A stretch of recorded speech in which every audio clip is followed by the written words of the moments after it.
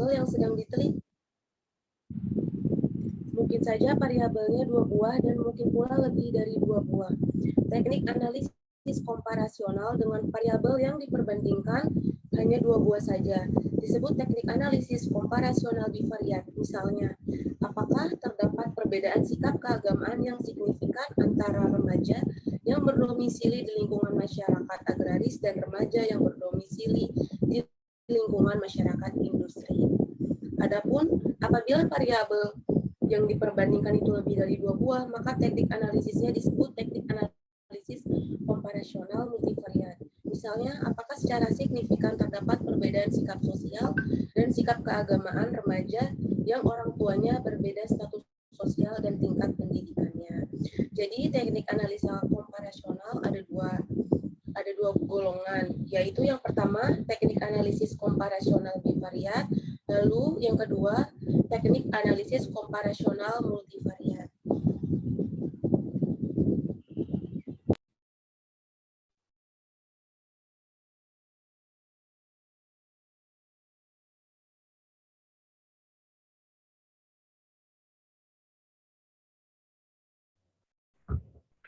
Oke, selanjutnya sesi tanya jawab.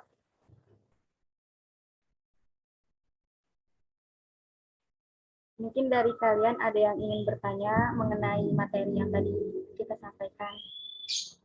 Atau mungkin ada yang belum mengerti, boleh ditanyakan.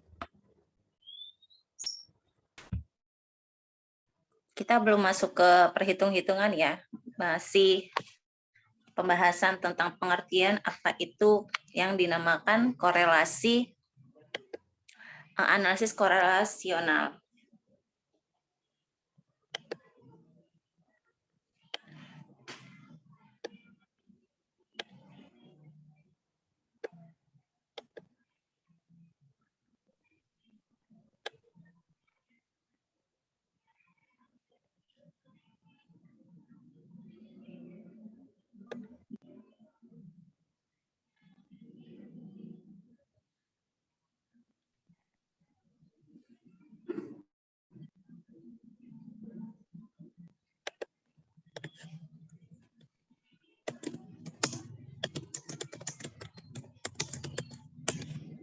Baik, ada yang ditanyakan?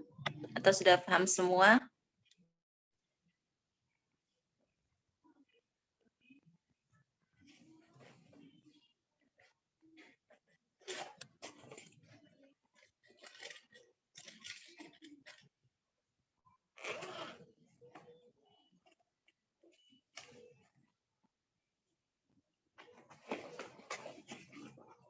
Ini diamnya kalian.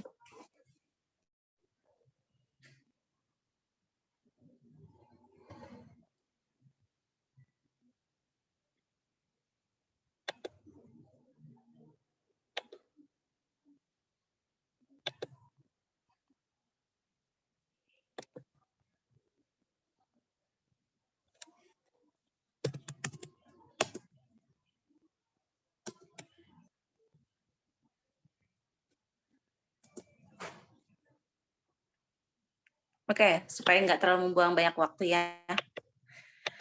Di sini kita membahas tentang analisis korelasional. Apa itu analisis korelasional? Yang perlu kita pahami dulu pengertiannya ya.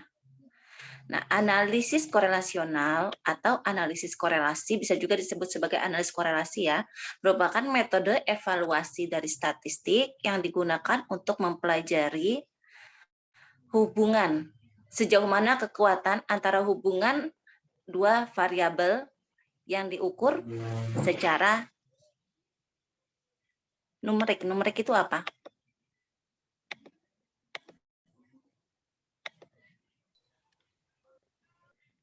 Ayo, numerik itu apa?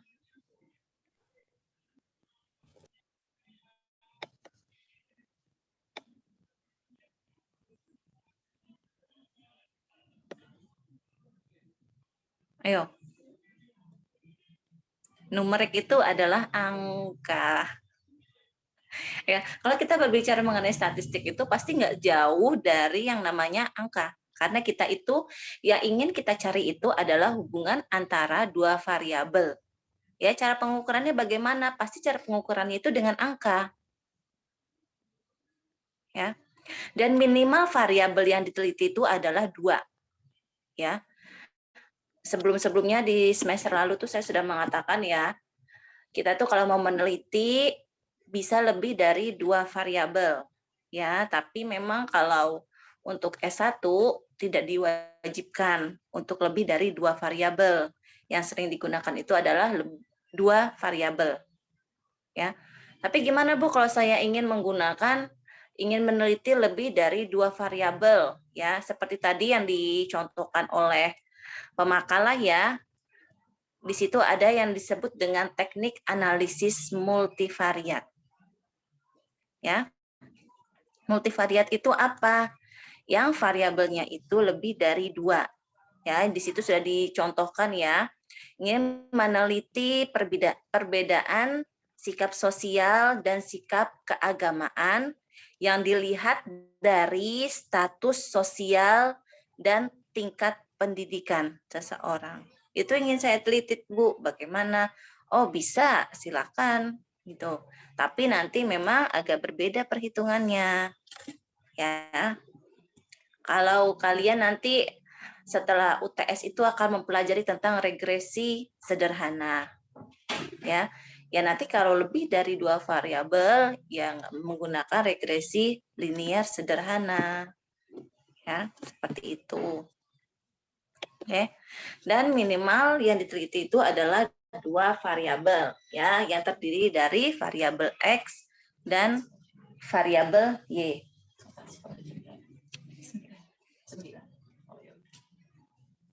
Oke, sampai sini sudah paham? Insya Allah sudah paham ya. Nah, kalau kalian kemarin sudah baca lagi ya di bukunya Pak Anas, ya, di bukunya Pak Anas yang kalian pegang itu, memang dulu itu untuk penelitian kuantitatif bisa menggunakan metode wawancara, ya, bisa juga menggunakan metode angket. Tapi memang kalau untuk sekarang metode wawancara itu sudah tidak digunakan lagi. Penggunaan metode wawancara lebih kepada penelitian kualitatif. Oke. Ya, Bu. Nah, kemarin sudah saya jelaskan juga ya hubungan korelasi. Ya. Ada korelasi yang bersifat positif, ada juga korelasi yang bersifat negatif. Masih ingat kan ya? Nah, kalau kita lihat ke peta korelasi, kalau korelasi yang bersifat positif, itu bagaimana gambarnya?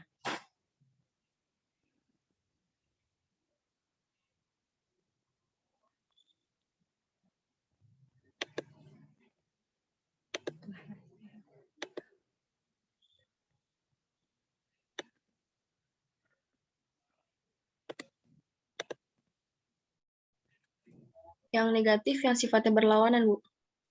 Iya, kalau kita lihat ke peta korelasi, ada yang disebut dengan peta korelasi. Ya. Kan ada ya peta korelasi yang bersifat positif, ada juga peta korelasi yang bersifat negatif. Itu bagaimana gambarnya?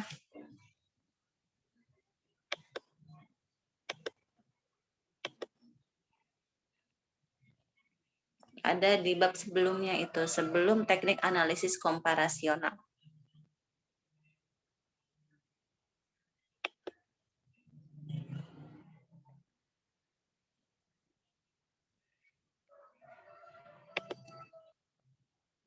Yang grafiknya itu dari kiri ke kanan semakin naik, ya. Sedangkan kalau negatif bagaimana? Negatif sebaliknya. Dari kanan Dari kanan ke kiri, dia semakin turun. ke atas.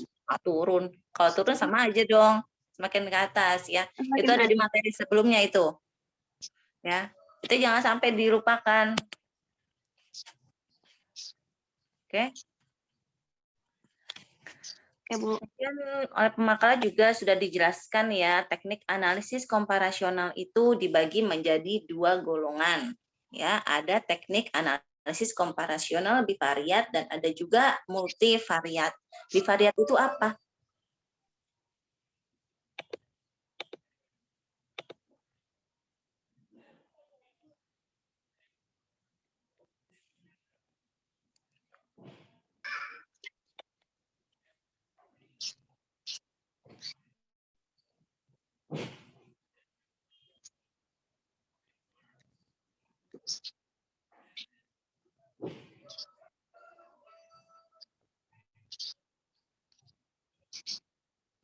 Ya, ada yang bisa bantu korelasi bivariat dan korelasi multivariat. Korelasi bivariat yang hubungan antar dua variabel, Bu. Dua variabel. Kalau multivariat Lebih dari dua variabel. lebih dari dua variabel. Oke. Kemarin masih ingat ya, apa variabel yang bebas dan mana variabel yang terikat? Yang bebas yang mana? Yang X, Yang bebas yang X, sedangkan yang terikat itu adalah yang Y. Y. Oke. Ini kita sambil review materi kembali ya, materi yang lalu. Nah, di sini saya punya judul, ini bukan judul pendidikan ya, tentang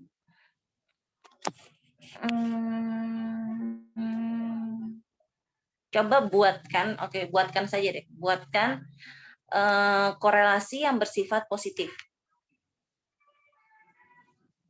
Jangan judul yang kemarin ya, jangan judul yang kemarin, yang beda.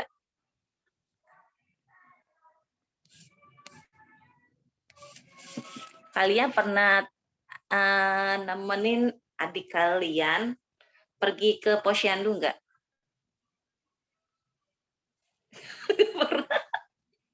Pernah, Bu. Pernah. Pernah. Ya, Bu. Nggak Oke. pernah.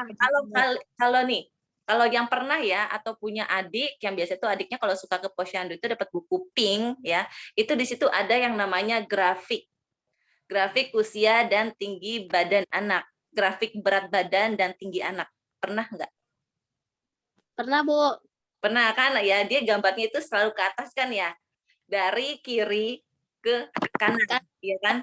Semakin ke atas itu namanya diharapkan ya, semakin bertambahnya usia anak maka semakin berat, semakin bertambah pula berat dan tinggi anak.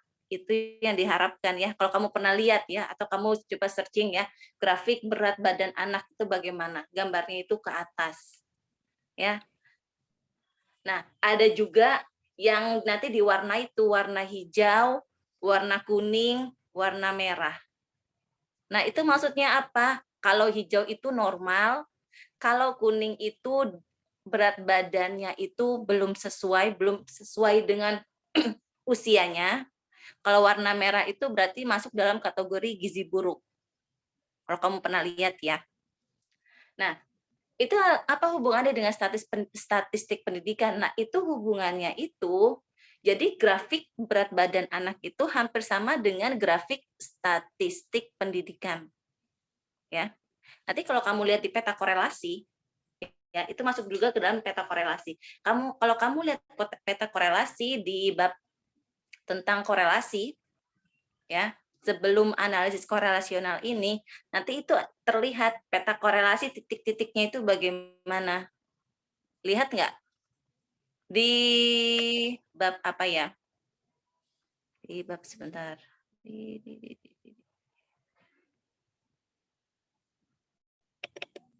Sekarang itu nyimpan apa-apa di laptop.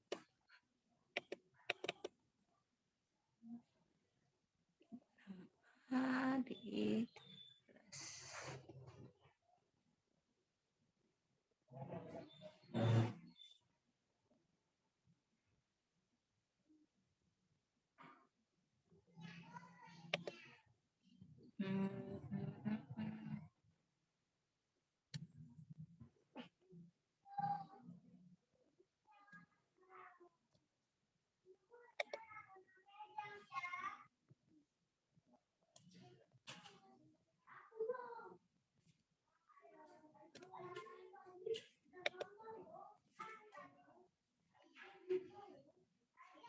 Di bagian teknik analisis korelasional, pengertian, tujuan, dan penggolongannya.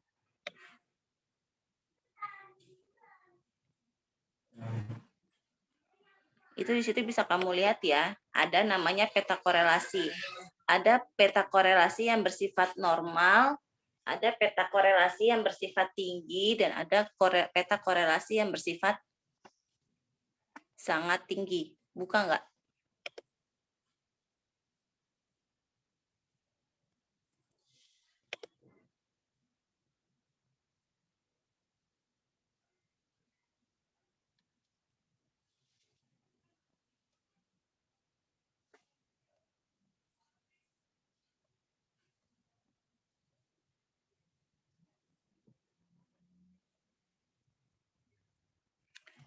Di bab ini masalah hubungan antar variabel.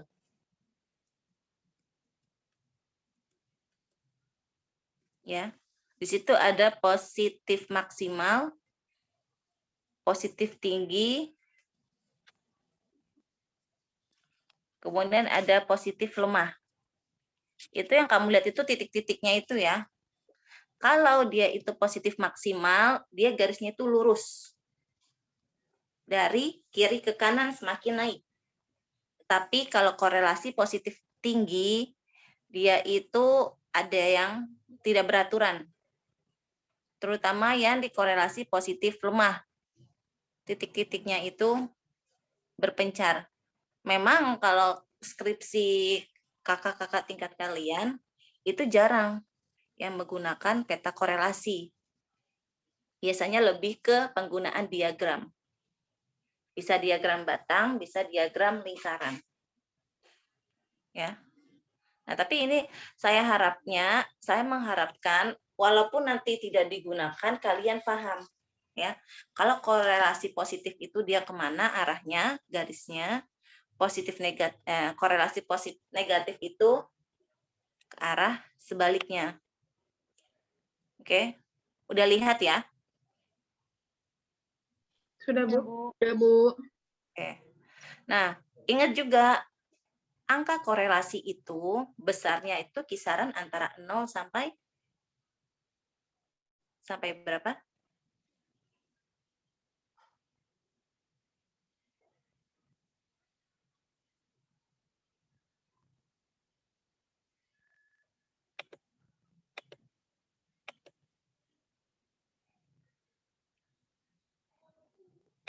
Besarnya korelasi.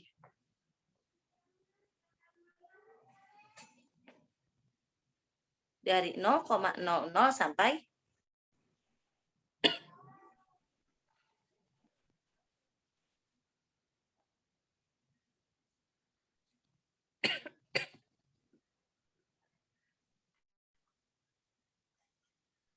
sampai 1,00. Nah, itu kuncinya. Ya. Semakin tingginya nilai korelasi, tadi ya paling kecil itu kan ada 0,00. Dikatakan kalau 0,00 itu merupakan korelasi yang apa? Lihat di tabel, ada di tabel.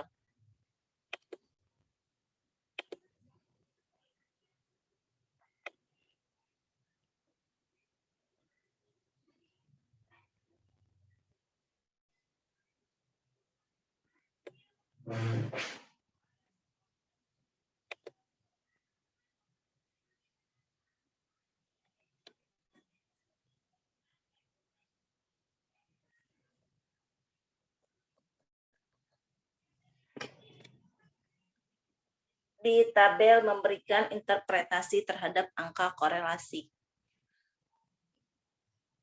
Di bagian korelasi produk momen.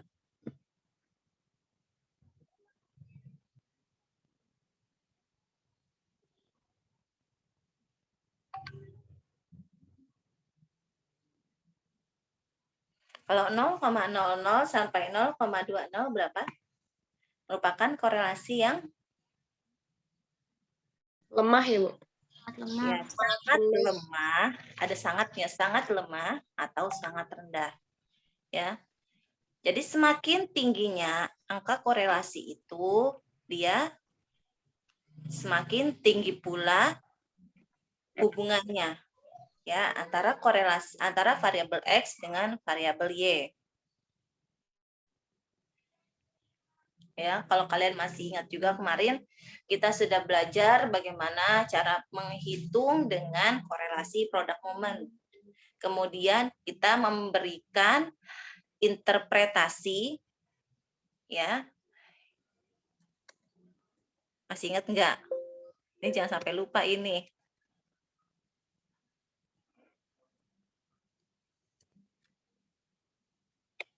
Kemudian kita juga sudah memberikan atau membandingkan pada taraf signifikansi 5% dan juga 1%. Masih ingat enggak?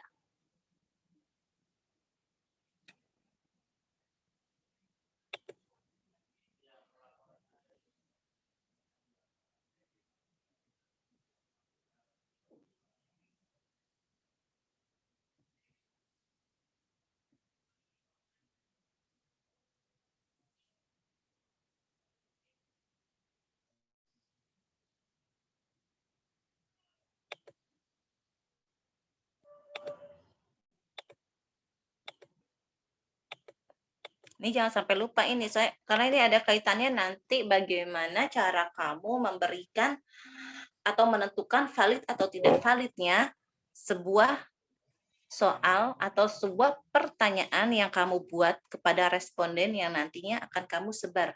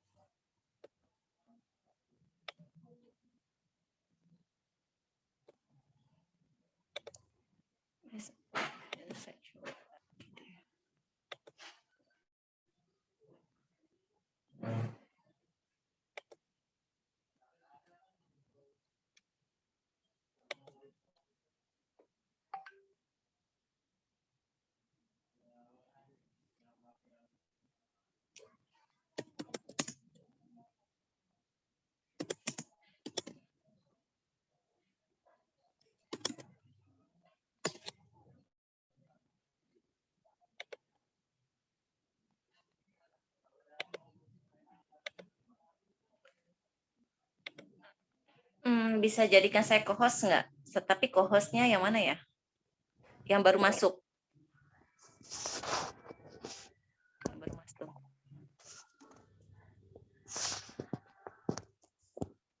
Yang di laptop itu yang mana ya?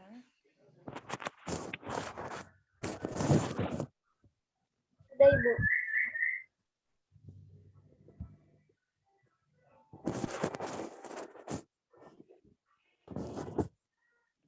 Bukan yang ini, satunya lagi.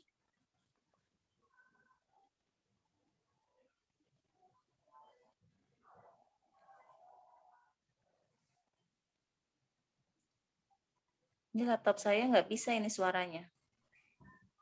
Sudah, Bu. Oke, sudah ya. Oke. Ya, saya share screen ya. Ini share screen yang semester lalu. Kalau masih ada yang simpan. Kalau masih ada yang simpan, oke? Oke, di sini ada ya. Di sini kemarin semester lalu sudah saya katakan juga, kalau seandainya kalian nanti melakukan penelitian kuantitatif, ya pasti kalian akan diminta untuk menentukan yang namanya valid atau tidak validnya butir soal. Ya, masih ingat nggak valid? Butir soal dikatakan valid itu bagaimana? Atau dikatakan tidak valid deh. Karena yang biasanya sering ditanyakan itu adalah tidak valid. Kenapa butir soal bisa dikatakan tidak valid? Butir soal atau butir pertanyaan atau pernyataan.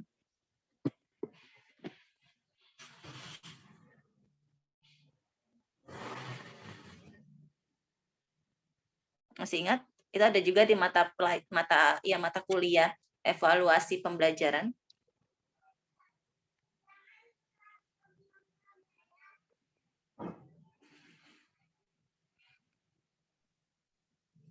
Yang tidak valid biasanya yang pertanyaan yang membingungkan, Bu. Kalau enggak, pertanyaan yang tidak ada jawabannya.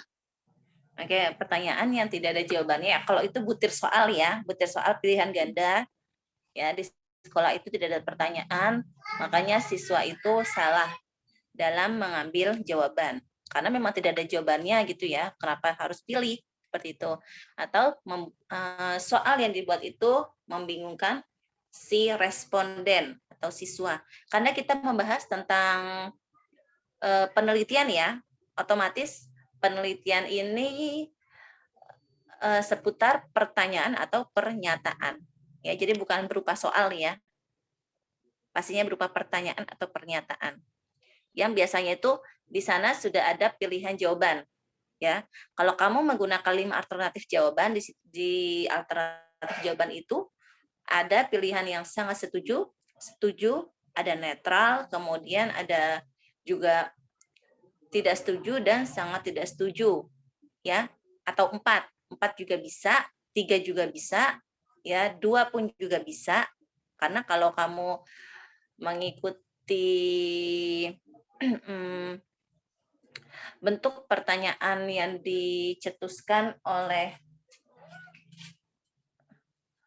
Schooler, itu ada alternatif jawaban yang terdiri dari 1 sampai 9 alternatif jawaban. Tapi yang biasanya digunakan itu maksimal, ya, yang sering itu adalah 5. Ya, 1 sampai 5 alternatif jawaban. Oke. Di sini yang biasanya sering digunakan atau yang sangat sering digunakan dalam menentukan valid atau tidak validnya angket yang kalian buat itu adalah rumus product moment, ya, yang dicetuskan oleh Carl Pearson. Ya, ini rumusnya ya, RXY sama dengan N dikali sigma X, Y, dikurangi sigma X, dikali sigma Y, dibagi akar N dikali sigma X kuadrat, dikurangi sigma X yang dikuadratkan, dikali N dikali sigma Y kuadrat, dikurangi sigma Y yang dikuadratkan. Ini saya nggak akan membahas ini terlalu jauh, ya, karena nanti yang berperan menghitung itu adalah SPSS. Makanya saya meminta kalian untuk nanti install ya SPSS yang kalian miliki supaya nanti gampang, kalian tinggal masukin data aja, data yang sudah kalian peroleh, tinggal kalian ingin mencari apa, langsung keluar jawabannya. Oke. Oke, di sini di sini minus ya. Oke, saya jangan nyari minus di sini. Oke, di sini ada hasil. Ini contohnya butir soal pertama yang ingin kalian teliti. Ya, ini butir soal pertama itu hasilnya itu adalah 0,286. 0,286 ini masuk ke dalam korelasi positif yang lemah atau rendah. Oke. Nah, nanti kalian membandingkan 0,286 ini apakah lebih kecil atau lebih besar dibandingkan pada taraf signifikansi 5%. Di sini 5%-nya itu adalah 0,632. Berarti lebih kecil atau lebih besar?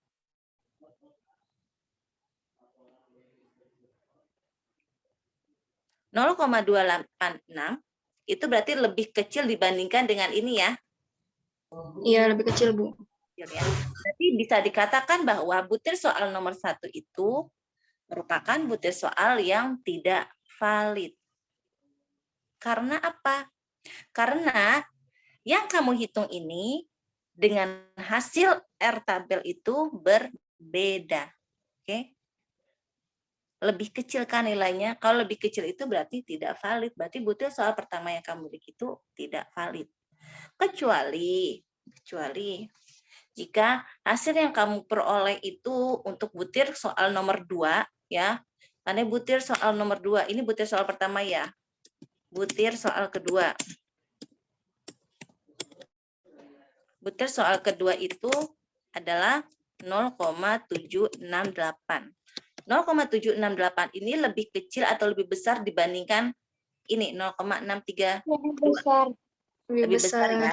Kalau lebih besar maka butir soal kedua ini bisa dikatakan butir soal yang valid. Seperti itu. Oke? Ya. Nanti memang angka yang berbicara ya. Atau kalau kalian nanti sudah praktek langsung, itu kan nanti hasilnya langsung keluar ya. ada yang valid, ada yang tidak valid, seperti itu ya. Dan nanti kalian jabarkan kembali. Nanti kalian buat tabelnya, tabel dalam bentuk diagram. Boleh diagram apa namanya, kotak, boleh diagram lingkaran. Oh, bukan kotak, diagram batang atau lingkaran. Nanti kalian buat ya. Seperti itu. Oke, sampai sini paham nggak? Insya Allah sudah paham ya. Jangan sampai lupa. Ya. Karena kita masih membahas dasarnya. Oke. Nah, bagaimana jika pertanyaan atau pernyataan yang kita kirim ke responden itu banyak yang tidak valid? Itu bagaimana?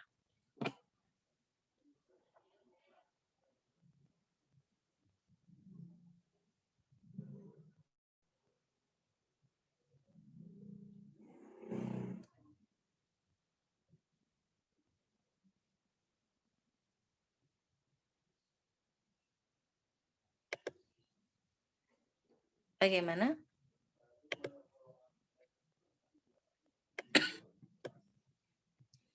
Kalau banyaknya butir soal atau bukan sebutir soal, butir pertanyaan atau pernyataan, kan kalau angket itu terserah kita ya, bisa dalam bentuk pertanyaan atau bisa dalam bentuk pernyataan. Kalau pertanyaan itu berarti di belakangnya itu ada tanda tanya, ya. Kemudian biasanya didahulukan oleh kalimat tanya. Apa, bagaimana, siapa, seperti itu. Kenapa, itu pertanyaan. Kalau pernyataan tidak didahului oleh kalimat tanya. Ya. Seperti saya rajin belajar di rumah. Ya. Saya selalu mematuhi perintah orang tua, itu pernyataan.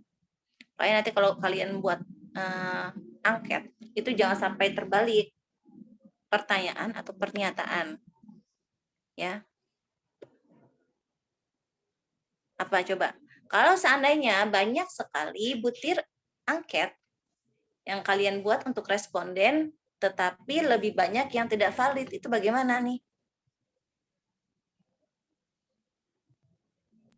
Nah, diulang lagi kali ya, Bu? Diulang lagi, Bu. Diulang lagi. Oke, iya bisa diulang lagi, sebenarnya bisa. Tapi yang perlu kalian ketahui, kalau diulang lagi itu, kalian harus bahasanya itu disesuaikan, bahasanya itu diperbaiki. Itu kalau kalian ingin membagikan angket kembali. Contohnya kalian menyebarkan angket 50, contohnya ya. Untuk pertanyaan atau untuk butir pernyataan di variabel X-nya itu ada 25, di variabel Y-nya itu ada 25 juga ya. Nah, tetapi di butir soal yang valid ya, butir pertanyaan yang valid di variabel A-nya, di variabel X-nya itu yang valid itu ada 10 contohnya, di variabel Y-nya itu ada 15. Nah, itu kan berarti banyak yang tidak valid ya. Bisa kalian kirim ulang lagi ke responden, tapi dengan syarat pertanyaannya itu atau pernyataannya itu di kalimatnya itu disusun kembali. Itu bisa disusun kembali dengan menggunakan bahasa yang dimengerti oleh responden. Itu bisa. Tapi memang kalau bisa itu jangan ada yang tidak valid. Ya, kalau bisa. Tapi ya kalau seandainya Bu, saya tidak validnya itu ada sekitar 2-3 pertanyaan bagaimana, ya itu silakan aja kalau kamu melanjutkan. Ya. Itu bisa, tapi nanti yang tidak validnya itu dibuang, jangan dipakai. Ya, jangan dihitung juga untuk biasanya setelah pembahasan tentang uji validitas, uji reliabilitas. Itu nanti nggak usah, yang tidak valid itu dibuang aja. Ya, nggak usah dipakai. Karena ada, jadi itu ini karena berdasarkan pengalaman ya, karena mahasiswi itu menggunakan bahasa yang ya sebenarnya kalau saya baca juga saya nggak ngerti gitu, ini pertanyaannya itu apa gitu maksudnya. Itu ya akhirnya ya memang tidak valid semua gitu loh. Makanya kalau kalian ingin membuat angket, itu biasanya kan kalau kalian sudah menulis skripsi, diharapkan angket tersebut itu di-share, dikirim ke dosen pembimbing. Bagaimana nih kalimatnya, sudah bagus belum, sudah sesuai belum, itu loh. Jadi jangan samakan kalimat yang kalian tulis untuk diangket seperti kalimat ketika kalian berbicara atau ketika kalian ya wawancara, itu beda. Ya. Seperti apa ya kemarin itu, jadi kalimatnya kan memang agak rancu ya. Seperti gini, ekonomi keluarga kamu baik atau tidak, itu sesuai nggak kalau kita tulis di angket?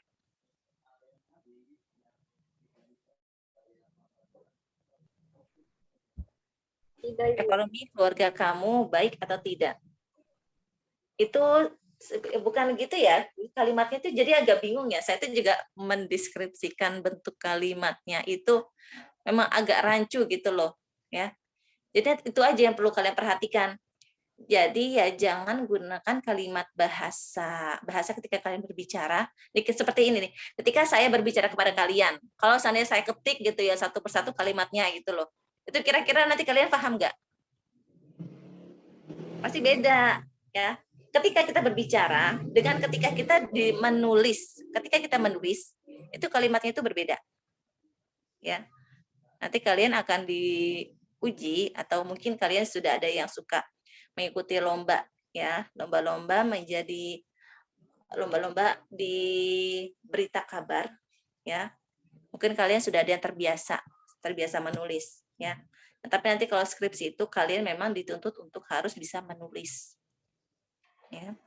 Nah, kemudian yang perlu diperhatikan kembali ketika membuat pernyataan itu, ya, nanti pastinya ada kalimat yang bersifat positif, ada kalimat yang bersifat negatif.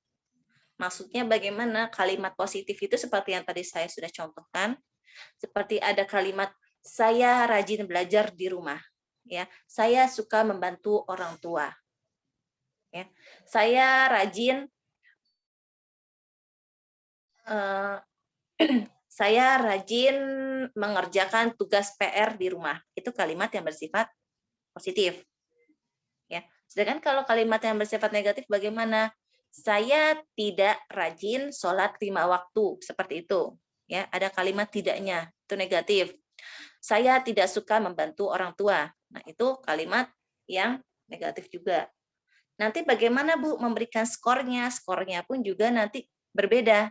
Ya, kalau kalimat positif, ya skornya itu diawali dari nilai yang paling tertinggi. Contohnya ada alternatif jawabannya itu ada 5, berarti yang sangat setuju itu dari angka 5.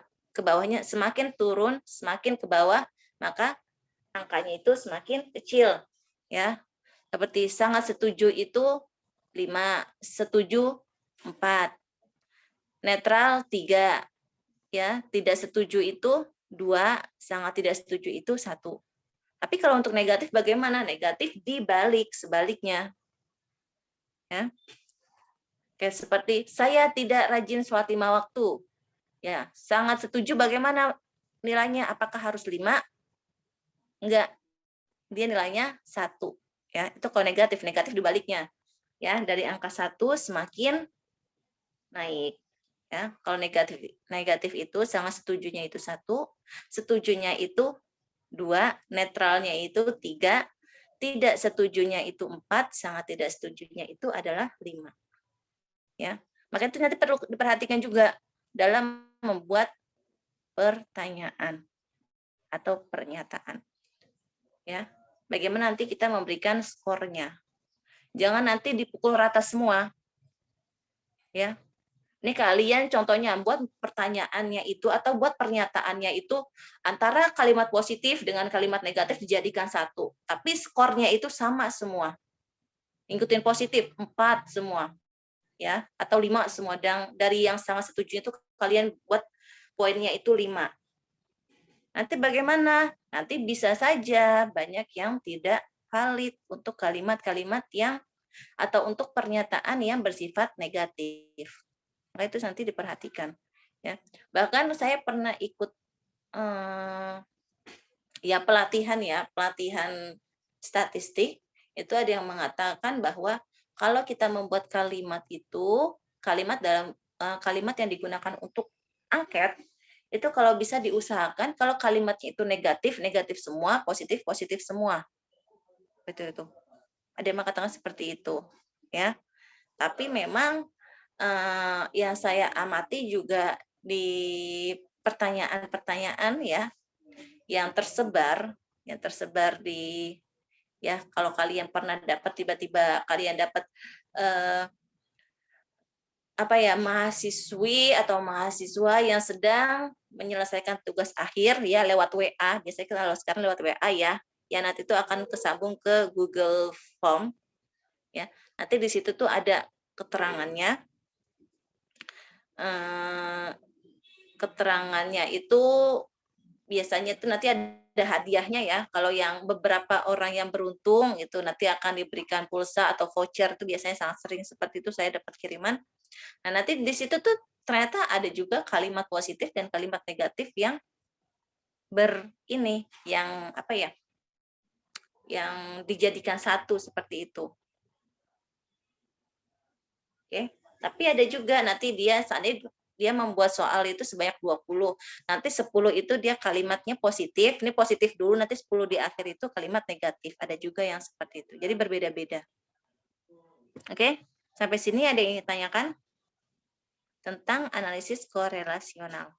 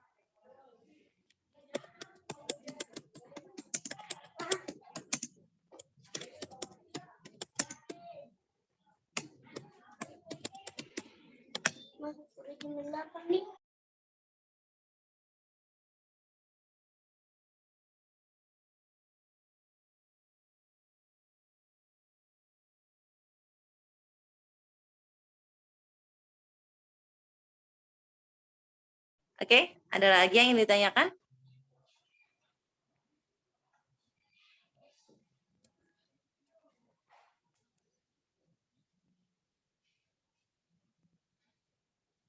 Insya Allah sudah tidak ada ya, sudah jelas ya insya Allah ya. Insya Allah, Bu. Oke. Ini nggak sampai selesai nggak apa-apa ya. Gak apa-apa, Bu. Karena kalau kita di ruang Zoom terlalu lama juga agak bete, agak capek gitu loh. Saya juga ngalamin, apalagi kalau 3 kelas gitu ya, sekali duduk lama banget gitu. Oke. Oke, kalau sudah tidak ada yang ditanyakan, bisa ditutup oleh pemakalah, silahkan. Oke, sekian dari kami pemakalah pertama mata kuliah statistik pendidikan. Wallahul muwaffiq ila aqwamit thoriq. Wassalamualaikum warahmatullahi wabarakatuh. Waalaikumsalam warahmatullahi wabarakatuh. Oke, jangan lupa absensi ya. Baik, Ibu. Baik, Oke, Ibu. saya izin ya. Kasih, Bu. Ya, Kasih, Bu. Assalamualaikum. Waalaikumsalam. Waalaikumsalam warahmatullahi wabarakatuh.